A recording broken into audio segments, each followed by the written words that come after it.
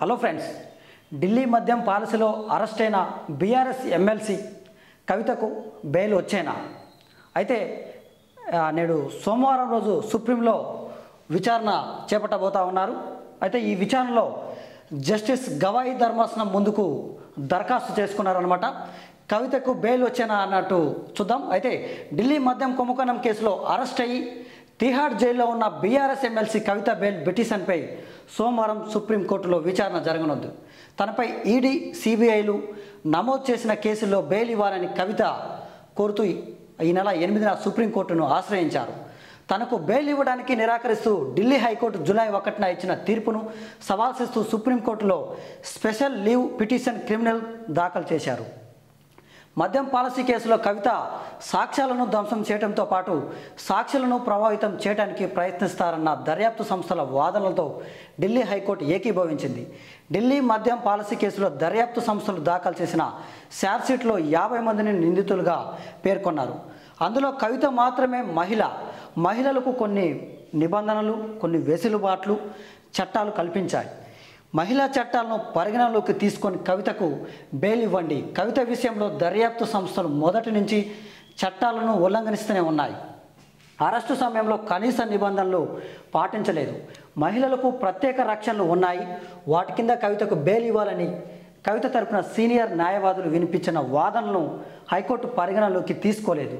ఇరుపక్షాల సుదీర్ఘ వాదనల తర్వాత కవిత దాఖలు చేసిన బెయిల్ పిటిషన్లను హైకోర్టు న్యాయమూర్తి జస్టిస్ స్వర్ణకాంత శర్మ కొట్టేశారు. ఇప్పుడు కవిత అవే అంశాలను ఆధారంగా సుప్రీంకోర్టును ఆశ్రయించారు. ఆమె పిటిషన్పై సోమవారం సుప్రీంకోర్టులో justice BR Gavai, justice KV విశ్వనాథన్ల ధర్మాసనం విచారించనుంది. ఇదే ధర్మాసనం శుక్రవారం ఢిల్లీ మద్యం కేసులో మాజీ ఉప ముఖ్యమంత్రి మనీష్ సిసోడియాకు బెయిల్ మంజూరు చేసింది.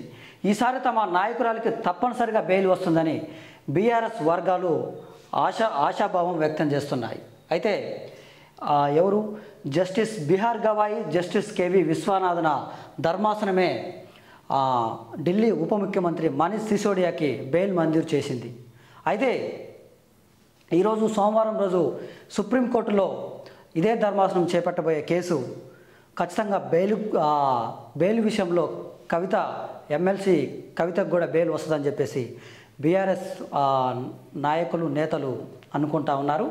అయితే ఢిల్లీ మద్యం కేసులో అరెస్ట్ అయ్యి ఎప్పుడు అరెస్ట్ చేశారు? ఏప్రిల్ 15న సిబిఐ అరెస్ట్ చేసినట్టు ప్రకటించింది.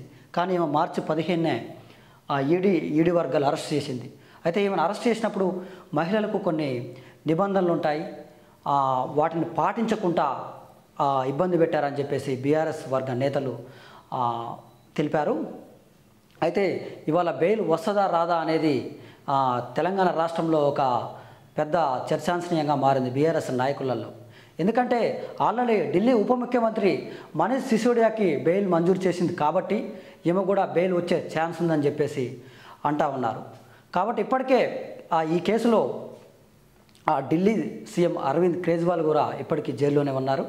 సో ఈ మధ్యకాలంలో వచ్చిన వార్తలలో ఏంటంటే కవితను అప్రూవల్గా మార్చి ఢిల్లీ సీఎంని జైల్లోనే ఉంచాలని చెప్పేసి అటు బీఆర్ఎస్ ఇటు బీజేపీ కొన్ని అంశాలు, అంటే పార్టీని విలీనం చేస్తారా లేకుంటే పార్టీకి మద్దతు ఇస్తారా అనేది అంటే రాష్ట్రంలో ఒక పెద్ద చర్చ జరిగిందనమాట ఈ విషయంపై. అయితే దీనిపైన ఒక క్లారిటీ వచ్చింది.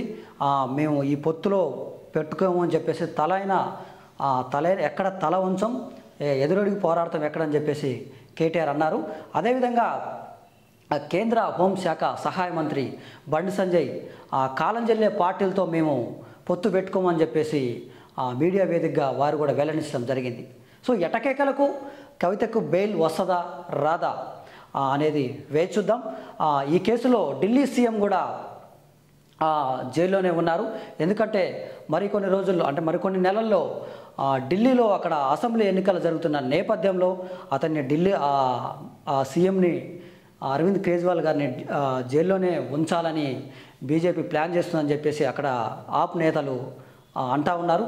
సరే చూద్దాం, జైల్లోనే ఉంటారా, తర్వాత వారు కూడా బయటకు వస్తారా? అదేవిధంగా అదే కేసులో అరెస్ట్ అయిన కవితకి ఇవాళ బెయిల్ వచ్చే ఛాన్స్ ఉందా? చూద్దాం మరి. థ్యాంక్ యూ, ధన్యవాదాలు.